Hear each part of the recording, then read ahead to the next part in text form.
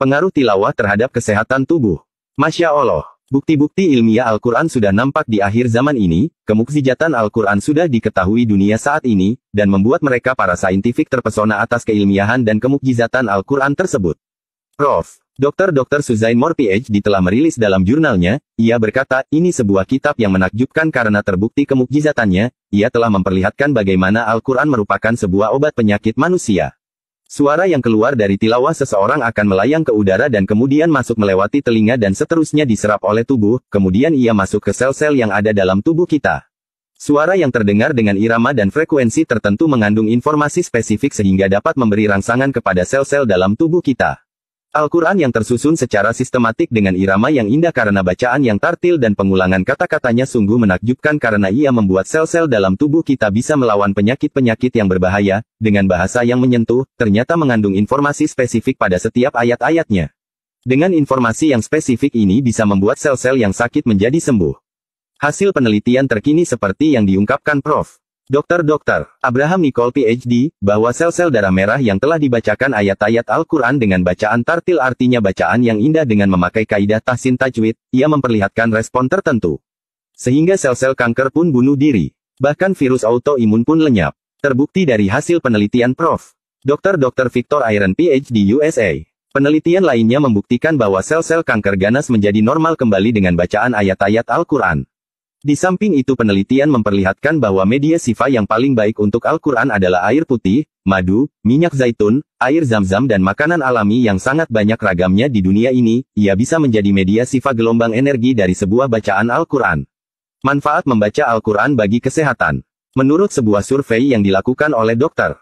Al-Qodi di Klinik Besar Florida, Amerika Serikat, berhasil membuktikan hanya dengan mendengarkan ayat suci Al-Quran, baik mereka yang mengerti bahasa Arab atau tidak, ternyata memberikan perubahan fisiologis yang sangat besar. Termasuk salah satunya dapat menangkal berbagai macam penyakit. Hal tersebut dikuatkan lagi oleh penemuan Muhammad Salim yang dipublikasikan Universitas Boston. Mengapa di dalam Islam, ketika kita mengaji disarankan untuk bersuara, minimal untuk diri sendiri alias terdengar oleh telinga kita? Berikut penjelasannya, setiap sel di dalam tubuh kita bergetar di dalam sebuah sistem yang seksama, dan perubahan sekecil apapun dalam getaran ini akan menimbulkan potensi penyakit di berbagai bagian tubuh. Nah, sel-sel yang rusak ini harus digetarkan kembali untuk mengembalikan keseimbangannya. Hal tersebut artinya harus dengan suara. Maka muncullah terapi suara yang ditemukan oleh Dr. Alfred Tomatis, seorang dokter di Perancis. Sementara Dr. Al-Qodi menemukan bahwa membaca Al-Quran dengan bersuara, memberikan pengaruh yang luar biasa terhadap sel-sel otak untuk mengembalikan keseimbangannya. Penelitian berikutnya membuktikan sel kanker dapat hancur dengan menggunakan frekuensi suara saja. Dan kembali terbukti bahwa, membaca Al-Quran memiliki dampak hebat dalam proses penyembuhan penyakit sekaliber kanker. Virus dan kuman berhenti bergetar saat dibacakan ayat suci Al-Quran, dan di saat yang sama, sel-sel sehat menjadi aktif. Mengembalikan keseimbangan program yang terganggu terdapat dalam Al-Quran Surat 17 Al-Isra, ayat 82. Dan yang lebih menguatkan supaya diri ini semakin rajin dan giat. Membaca Al-Quran adalah karena menurut survei, suara yang paling memiliki pengaruh kuat terhadap sel-sel tubuh, adalah suara si pemilik tubuh itu sendiri. Al-Quran Surat 7 Al-Araf ayat 55 dan Al-Quran Surat 17 Al-Isra, ayat 9 dan 10. Mengapa sholat berjamaah lebih dianjurkan? Karena ada doa yang dilantunkan dengan keras, sehingga terdengar oleh telinga, dan ini bisa mengembalikan sistem jaringan kita yang rusak. Mengapa dalam Islam mendengarkan lagu hingar-bingar tidak dianjurkan? Karena survei membuktikan, bahwa getaran suara hingar-bingar membuat tubuh tidak seimbang. Maka kesimpulannya adalah, 1. Bacalah Al-Quran di pagi hari dan malam hari sebelum tidur untuk mengembalikan sistem tubuh kembali normal.